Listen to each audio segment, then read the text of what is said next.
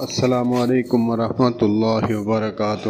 حضرت عمر رضی اللہ تعالیٰ عنہ سے مروی ہے، انہوں نے کہا کہ رسول اللہ صلی اللہ علیہ وآلہ وسلم نے فرمایا، حیا کیا کرو کیونکہ اللہ تعالیٰ حق بیان کرتے ہوئے شرم محسوس نہیں فرماتا۔